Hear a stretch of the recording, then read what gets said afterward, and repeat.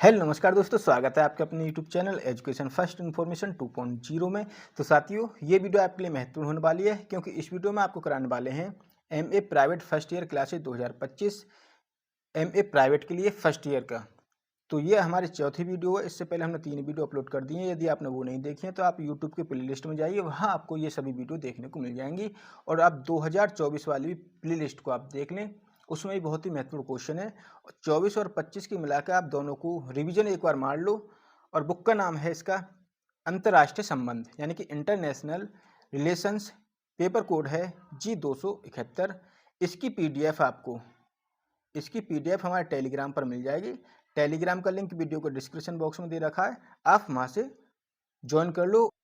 देख लो परीक्षा में आने वाले प्रश्न, यानी कि पेपर आएगा तो यहीं से। मेरा कहने का मतलब इतना सा है कि यदि आप दोनों साल की हमारी इन वीडियो को देख लेते हो तो आपका एक भी क्वेश्चन इधर से उधर नहीं होगा और यहीं आपके क्वेश्चन देखने को मिल जाएंगे। और क्वेश्चन आपसे कुछ घुमा फिरा कर पूछने लगे हैं तो आप चिंता नहीं करें। जैसे ही घुमा फिरा कर पूछे तो आप अपना बुद्धि विवेक का इस्तेमाल कर कर उसका उत्तर देकर आएँ। तो देखते हैं आज का प्रश्न। निःशस्त्रीकरण का क्या अर्थ है? निःशस्त्रीकरण के विभिन्न रूपों की विवेचना कीजिए अथवा निःशस्त्रीकरण के पक्ष तथा विपक्ष में अपने विचार प्रस्तुत कीजिए।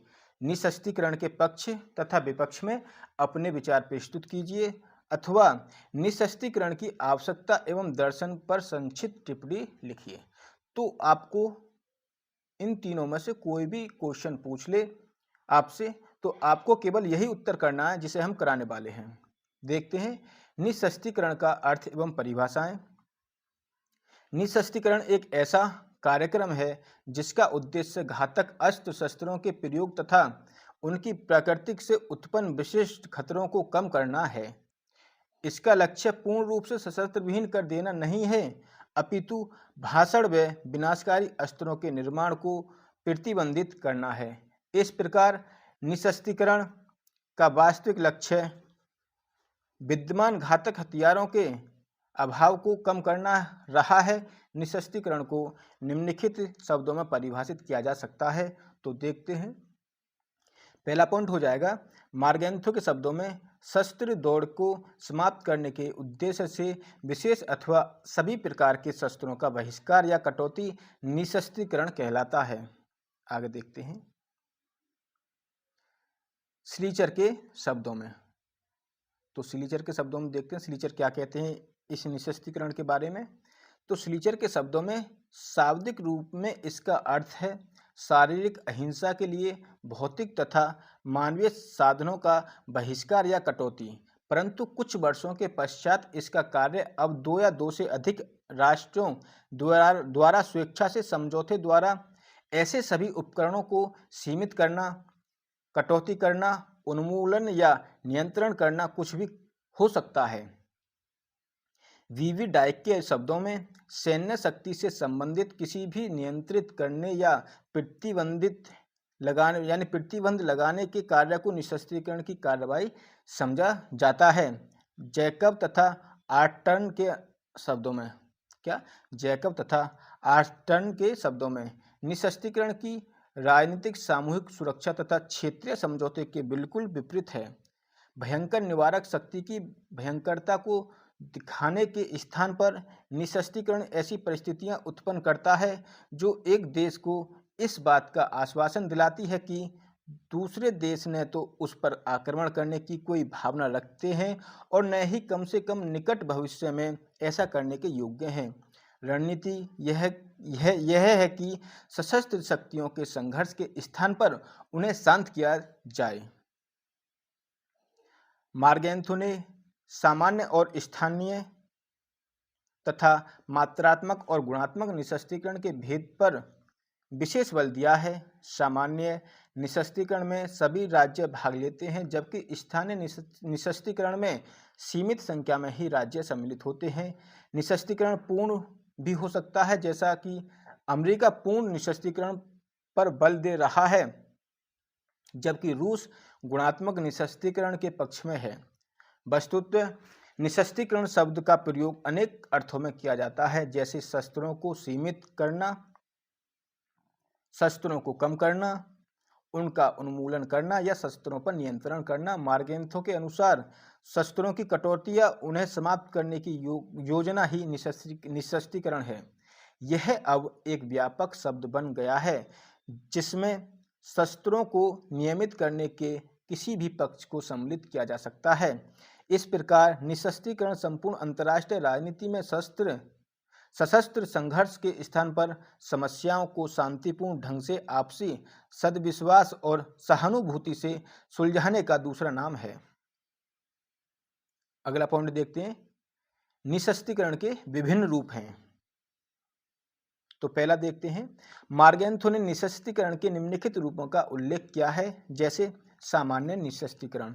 सामान्य निशस्त्रीकरण के अंतर्गत इस प्रक्रिया में सभी संबंधित राष्ट्र भाग लेते हैं। इसका श्रेष्ठ उदाहरण नौसैनिक शस्त्रीकरण संबंधित परिसीमा की वाशिंगटन संधि है। इस संधि पर प्रमुख नौसैनिक शक्तियों ने हस्ताक्षर किए थे। सन 1932 में विश्व निशस्त्रीकरण सम्मेलन हुआ, जिसमें विश्व के अधिकांश राष्ट्र राज्यों के सदस्यों ने प्रतिनिधि के रूप में भाग लिया था। दूसरा पॉइंट, स्थानीय निशस्त्रीकरण। इस प्रक्रिया में सीमित संख्या में ही राष्ट्र भाग लेते हैं। 1871 में अमेरिका तथा कनाडा के बीच संपन्न रसवागोट समझौता इसका श्रेष्ठ उदाहरण है। मात्रात्मक निशस्त्रीकरण, यह सभी प्रकार के सशस्त्रीकरण में संपूर्ण कटौती पर बल देता है। सन 1932 में विश्व निशस्त्रीकरण सम्मेलन में उपस्थित अधिकांश राष्ट्रों का यही उद्देश्य था। चौथा पॉइंट देखते हैं,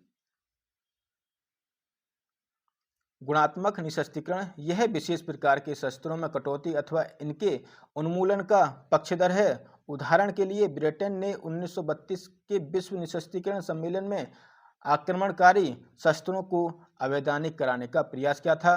पांचवा, पूर्ण अथवा व्यापक निशस्त्रीकरण। यह इस प्रकार की अंतर्राष्ट्रीय व्यवस्था की स्थापना पर बल देता है जिसमें युद्ध करने के संपूर्ण मानवीय तथा भौतिक साधन समाप्त कर दिए जाएं।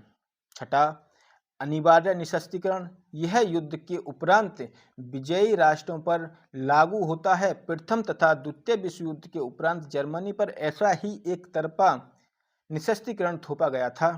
ऐच्छिक निशस्त्रीकरण, इसके अंतर्गत विभिन्न राष्ट्र स्वेच्छा से अंतर्राष्ट्रीय संधियों द्वारा लागू निशस्त्रीकरण की स्थिति को स्वीकार करते हैं। आठवां पॉइंट, परंपरागत निशस्त्रीकरण। इस प्रकार के निशस्त्रीकरण में परंपरागत हथियारों को कम अथवा समाप्त करने पर विचार किया जाता है। 9 पॉइंट, परमाणु निशस्त्रीकरण। वर्तमान में विश्व के अनेक राष्ट्रों के पास परमाणु अस्त्र हैं तथा अनेक राष्ट्रों ने परमाणु अस्त्र के निर्माण की तकनीक प्राप्त कर ली है। अतः वर्तमान में परमाणु निशस्त्रीकरण की बहस छिड़ी हुई है। वर्तमान परमाणु युग में अणु शक्ति से संबंधित घातक शस्त्रों पर रोक की योजनाएं अधिक महत्वपूर्ण बन गई है तथा परंपरागत शस्त्रों, बंदूक, तोपों, मशीनगन, बमवर्षक आदि का महत्व घट गया है। अगला पॉइंट देखते हैं। तो साथियों, यदि आपको वीडियो पसंद आ रही हो तो प्लीज़ वीडियो को लाइक जरूर कर दें, ताकि वीडियो बनाने में बहुत ही मेहनत लगती है और मेरा तो अब गला भी खराब होने लगा है, क्योंकि 6-6, 7-7 वीडियो डेली रिकॉर्ड हो रही हैं। तो चलिए देखते हैं अगला पॉइंट। तो प्लीज़ वीडियो को लाइक जरूर कर दिया करें और हमारे चैनल को सब्सक्राइब कर लें, ताकि आने वाली वीडियो की नोटिफिकेशन आपके पास पहुंच जाए। तो देखते हैं निशस्त्रीकरण के पक्ष में तर्क अथवा निशस्त्रीकरण की आवश्यकता एवं दर्शन। मानव जाति को परमाणु शक्ति के सर्वनाश की आशंका से मुक्त रखने के उद्देश्य से निशस्त्रीकरण को एक ऐसा आदर्श उपाय माना जाता रहा है जो विश्व शांति और सुरक्षा की गारंटी दे सकता है। वर्तमान युग में निशस्त्रीकरण की आवश्यकता को ध्यान में रखते हुए अनेक विद्वानों ने इसके पक्ष में निम्नलिखित तर्क दिए हैं। तो इन तर्कों को देखते हैं। पहला पॉइंट हो जाएगा इसका, शस्त्रीकरण मानव जाति के सर्वनाश का प्रतीक। परमाणु शस्त्रों के निर्माण ने समस्त मानव जाति को जीवन और मृत्यु के कगार पर लाकर खड़ा कर दिया है।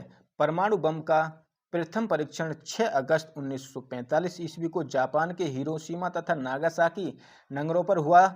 जिसमें कुछ ही क्षणों में 2.5 लाख व्यक्ति के आगोश में चले गए, यानी कि 2.5 लाख व्यक्ति मौत के आगोश में चले गए, 2.5 लाख व्यक्तियों की मौत हो गई और अरबों की संपत्ति जलकर राख हो गई।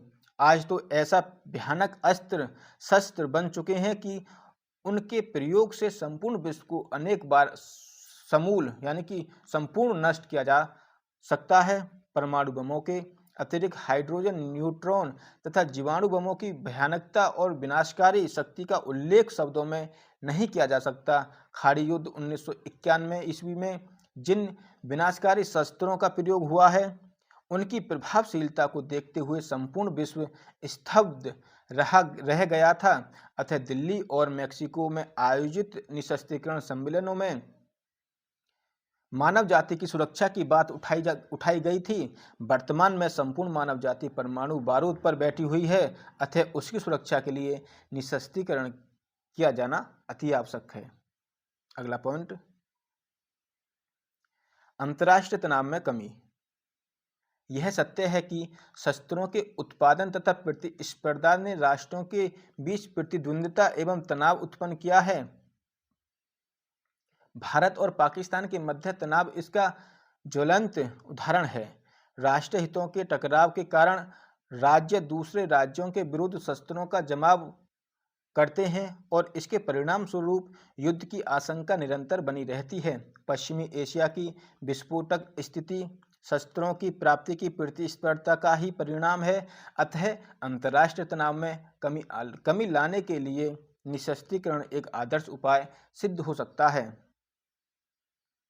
अगला पॉइंट देखते हैं, विश्व शांति की स्थापना तथा भावी युद्धों की रोकथाम। विश्व शांति की स्थापना तथा भावी युद्धों की रोकथाम। तो विश्व शांति को स्थापित रखने के लिए तथा भावी युद्धों की रोकथाम के लिए निशस्त्रीकरण आवश्यक है। निशस्त्रीकरण की प्रकृति से पता चलता है कि अस्त्र शस्त्रों की होड़ से ही राष्ट्र युद्ध के लिए तत्पर होते हैं। प्रथम और द्वितीय विश्व युद्धों का प्रमुख कारण विभिन्न राष्ट्रों के मध्य सैन्य प्रतिस्पर्धा व शस्त्रीकरण की भावना ही थी।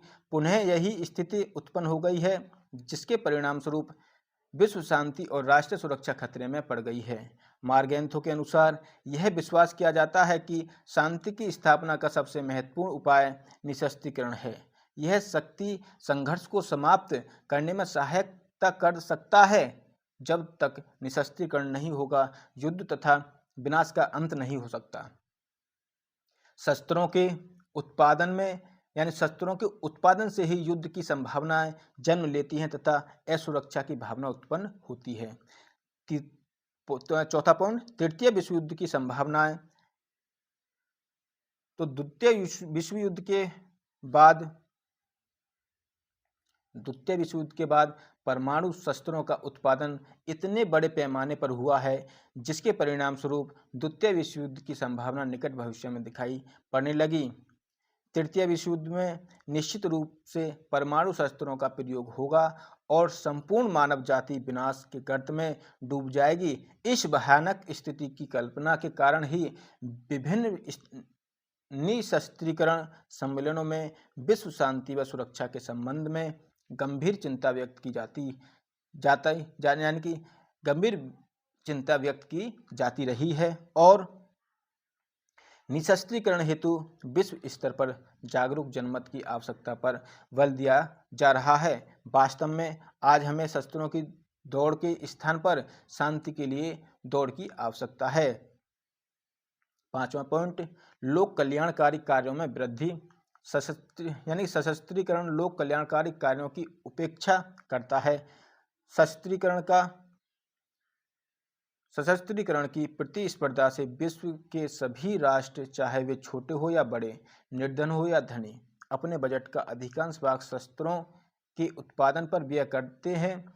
इराक तथा पाकिस्तान जैसे राष्ट्र इस तथ्य की पुष्टि करते हैं। यदि यही विशाल धनराशि मानव समस्याओं के उन्मूलन और लोक कल्याण के कार्यों हेतु व्यय की जाए तो समस्त मानव जाति सुख, समृद्धि तथा शांति का जीवन व्यतीत कर सकती है।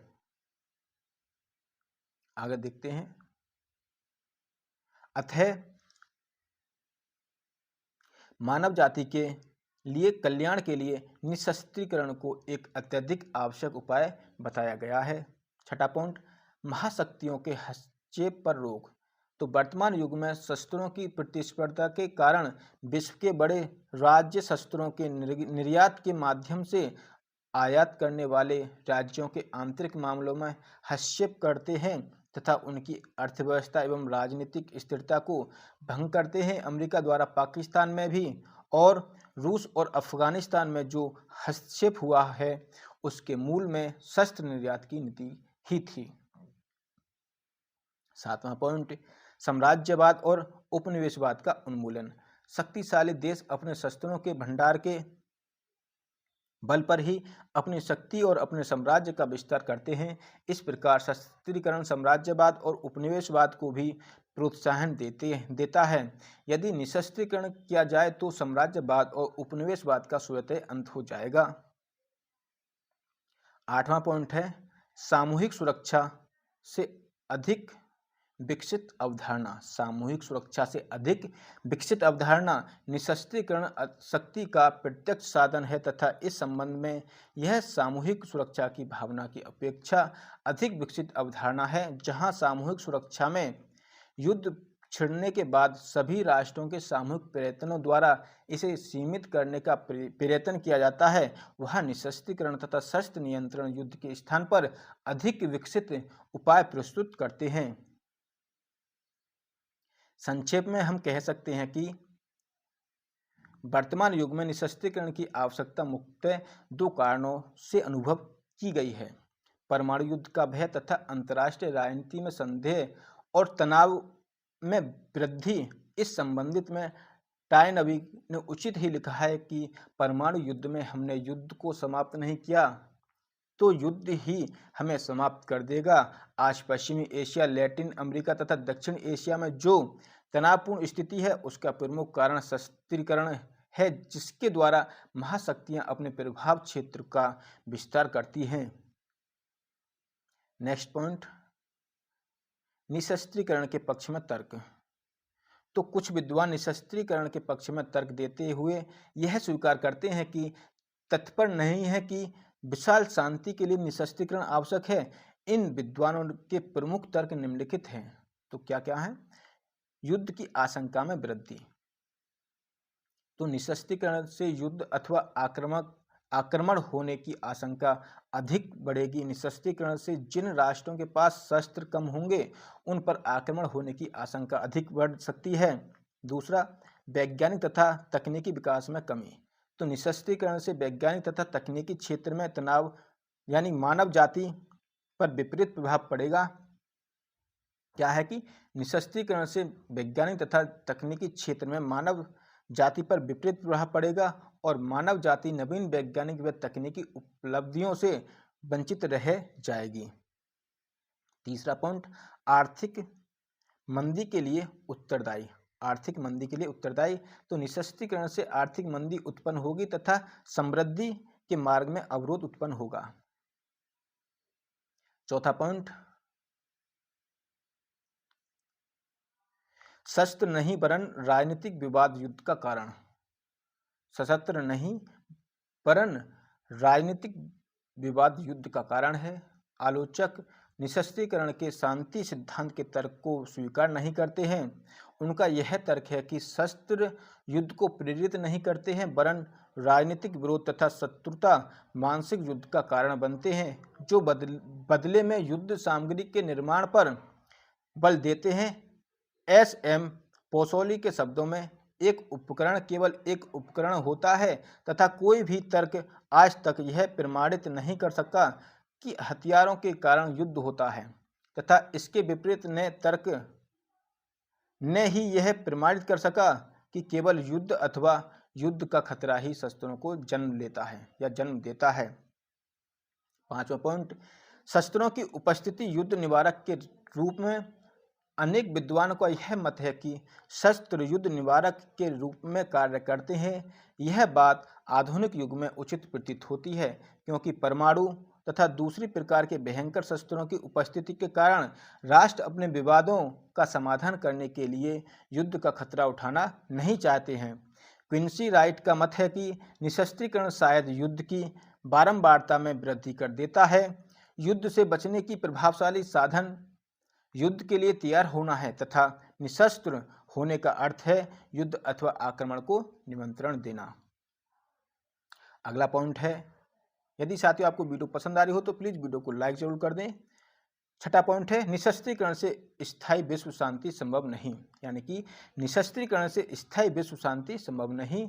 आलोचकों का यह भी मत है कि निशस्त्रीकरण एक प्रकार से शांति तथा सुरक्षा का प्रत्यक्ष साधन नहीं हो सकता है जब तक परस्पर शत्रुता, विरोधी तथा युद्ध करने की कामना अंतर्राष्ट्रीय समाज में विद्यमान है।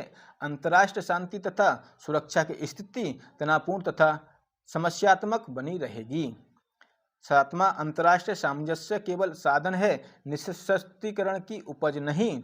तो आलोचक यह भी कहते हैं, यानी कि आलोचक यह भी तर्क देते हैं कि निशस्त्रीकरण के सिद्धांत निर्माताओं का यह विचार अनुचित है कि इससे अंतर्राष्ट्रीय सामंजस्य उत्पन्न होगा। इसके विपरीत सच्चाई यह है कि केवल अंतर्राष्ट्रीय सामंजस्य से ही निशस्त्रीकरण हो सकेगा। निशस्त्रीकरण के लिए प्रयास करने की अपेक्षा हमें राष्ट्रों के मध्य संबंधों के विभिन्न क्षेत्रों में पहले से अधिक अंतर्राष्ट्रीय मित्रता, सहयोग तथा सहकारिता द्वारा अंतर्राष्ट्रीय सामंजस्य उत्पन्न करने के लिए कार्य करना होगा।